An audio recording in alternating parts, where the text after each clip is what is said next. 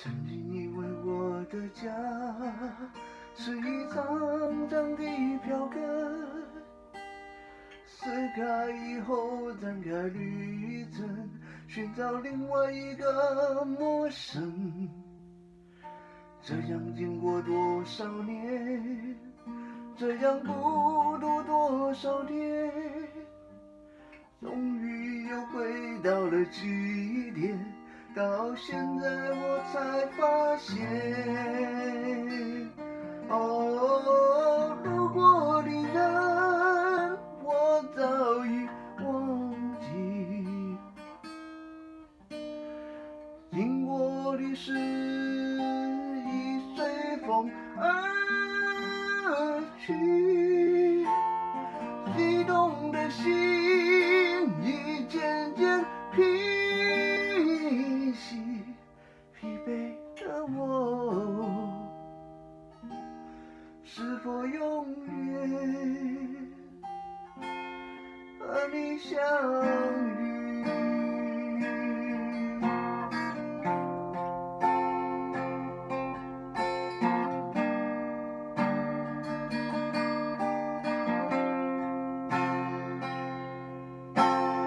曾经以为我的家是一张张的票根，撕开以后展开旅程，寻找另外一个陌生。这样经过多少年，这样孤独多少年，终于又回到了起点。到现在我才发现，哦，路过的人我早已忘记，经过的事已随风而去，移动的心已渐渐平息，疲惫的我是否永远和你相遇？哦，我的人我早已忘记，经过的事已随风而去，移动的心已渐渐平息，疲惫的我是否永远和你相遇？疲惫的我是否永远和你相遇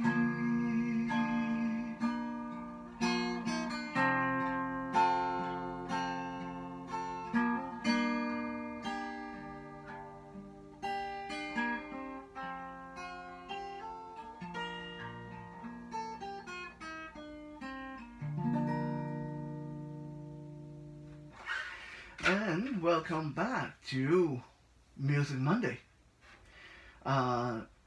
with Johnny Tiger, of course, even though you are not seeing me on the screen, but you are getting some shiny blingies to look at. Anyway, I'm just showing off my medals, ribbons, stuff like that, and a very dirty windowsill, I can imagine. I haven't cleaned that for a while. Anyway, the date is Monday, of course, July 13, 2020. And this is, as you have heard, Music Monday. I feel comfortable not be on the screen for Music Mondays and, of course, Soul Search Sunday, because these are times when I believe listening is more important than visual. And I mean, every one of you know what I look like, and you've seen my concert and you've seen my other videos, so you don't really need to be staring at me while I play the guitar. So anyway, speaking of listening,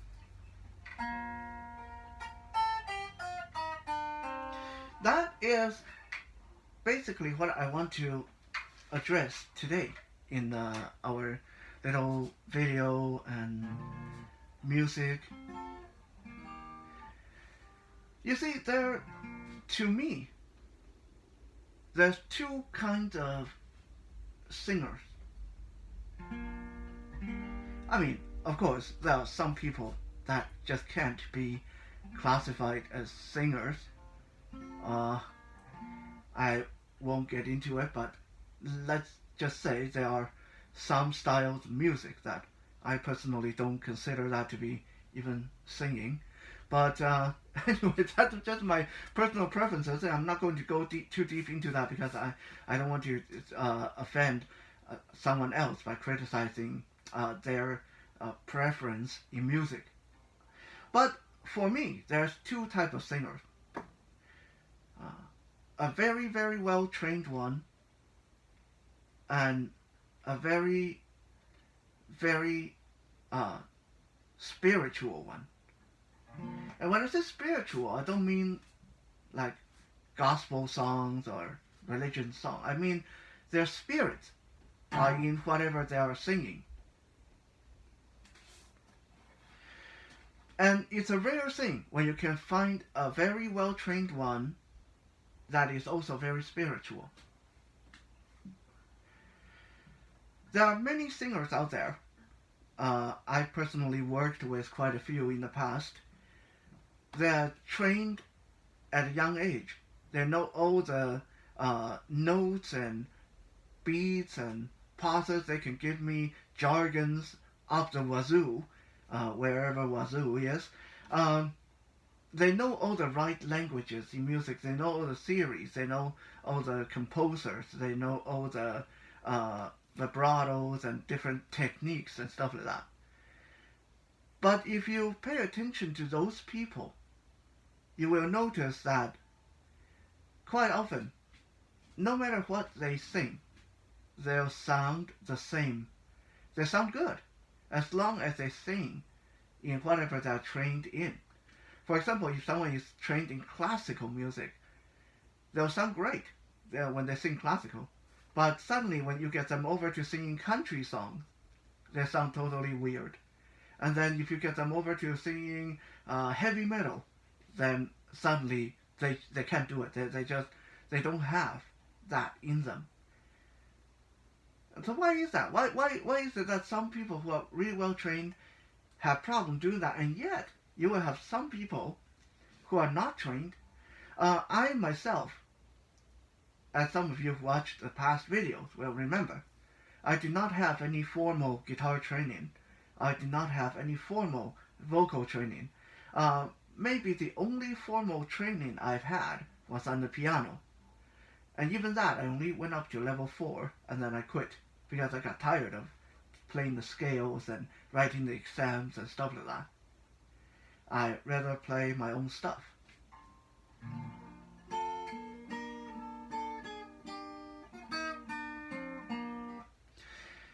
Now, there are some of us that didn't get a lot of training. You ask us, what is a bridge? What is a climax? What is a chorus? What is the difference between a A minor and an E minor? And what's D minus 7, F plus 12? We have no idea. To us, you might as well be speaking Martian. You ask me how to play a B chord on the guitar. I can't tell you. I'll be the first one to admit my knowledge on different chords is very limited on the guitar, even though most of the time I manage to look like I know what I'm doing. But what we have that a lot of the really well-trained people don't is a connection to whatever we are playing. We can feel the song. Our songs come from our heart rather than from our brain. When we play the way we feel a song is supposed to be. Now, of course, how you like that, and how you which style of music you prefer. Do you prefer a really well trained person who have super smooth, perfect vibrato on every note and always perfect tone control, or would you prefer someone maybe like Bob Seger, uh, who can belch it out there at the top of his lung? There's hardly any technique at all, but he can definitely make you feel whatever he's saying. That is purely up to you. But today I want to talk about how a different bit of inflection can be used to make a song sound different. And you can modify a song depending on what it is required just by changing your tone or your power level, your strength, your output a little bit. Take what I was singing. It's the intro of this song. That's a beautiful Chinese song, by the way. I really love that song. It's an old Chinese piece called The Traveler. And I always kind of identify with that song because the song talk about a person who drift and make friends and then leave them and always moving, traveling, never really feel like you belong anywhere. That's kind of how I feel a lot of the time. But if you remember, or you can go back and check, in the beginning of the song, when it was loose chords,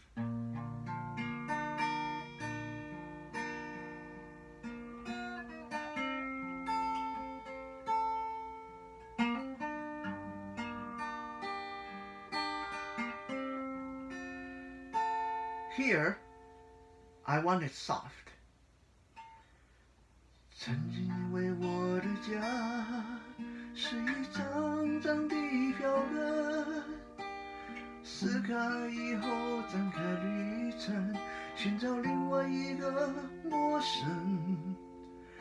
这样经过多少年，这样孤独多少天，终于又回到了起点，到现在我才发现。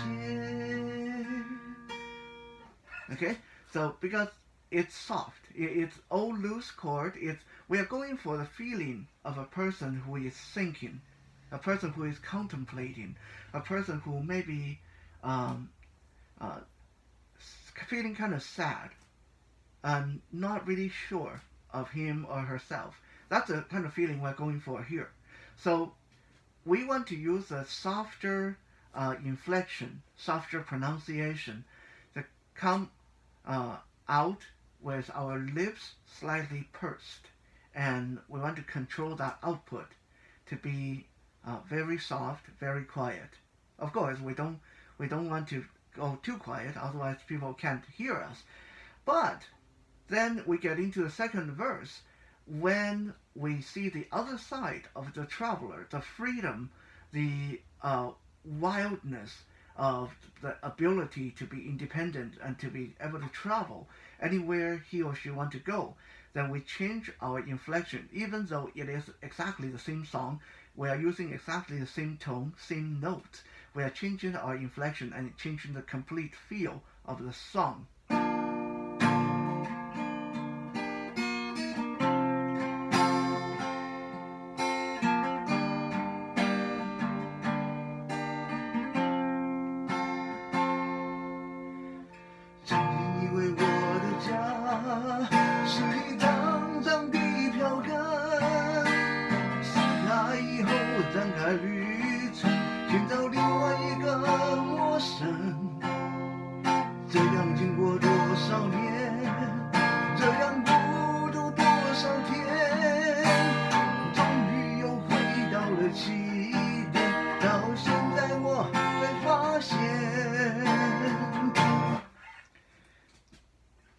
So in this case, we're turning into a more rock and roll field. We are biting down our words. We are sure, we're confident of what we're doing. We want those words to come out. We are no longer all that concerned with the techniques. We just want the whole world to hear our voice, to hear our what we have to say.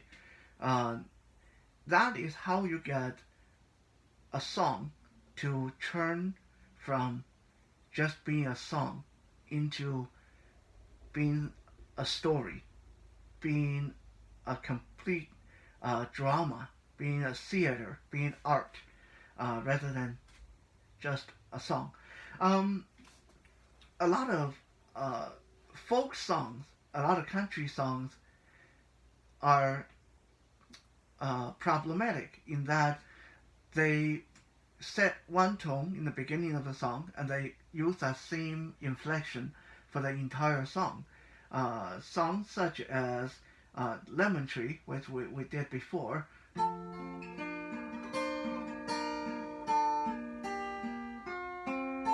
When I was just a lad of 10, my father said to me, "Come here and take a lesson from this lovely lemon tree.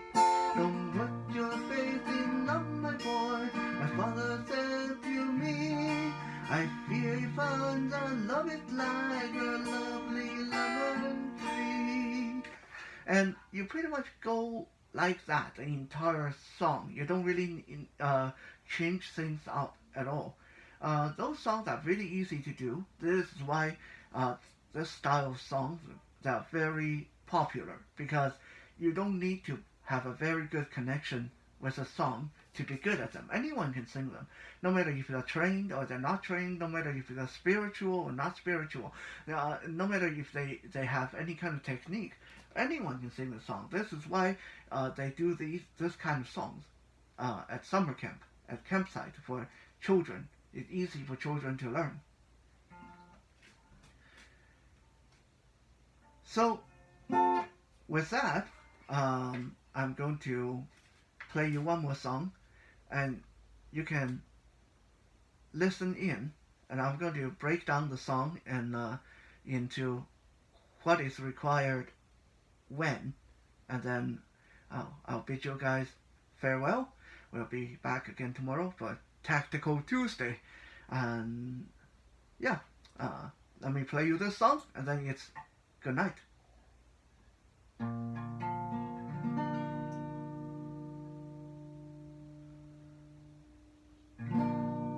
Tommy and Laura were lovers. Here we want a storytelling. He wanted to give her everything. Flower, present, and most of all, getting all mysterious here, a wedding ring. He saw a sign of a stock car race, $1,000 prize, it read. He couldn't get Laura on the phone, so to her mother, Tommy said, conversational, "Tell Laura I love her. Tell Laura I need her. Tell Laura I may be late. I've something to do that cannot wait." Storytelling, we continue. He drove his car to the racing ground. We stayed nice and light here. He was the youngest driver there. The crowd roared as they started the race. At the track they drove with a deadly pace. No one knows what happened that day. Oh, and it's going to get sad. How his car overturned the flame. But as they pulled him from the twisted wreck, with his dying breath, they heard him say. Now we get really sad because it's his dying word. "Tell Laura I love her. Tell Laura I need her. Tell Laura not to cry my love for her."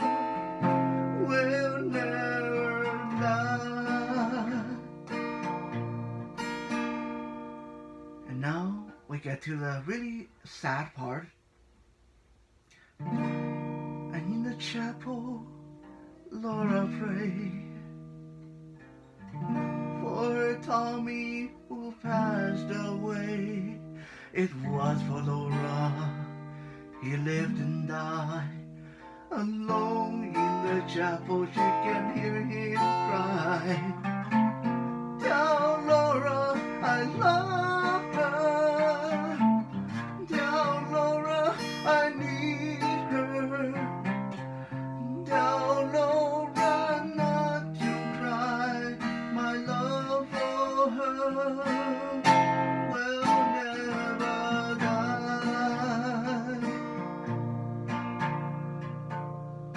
Tell Laura I love her. Tell Laura I love her.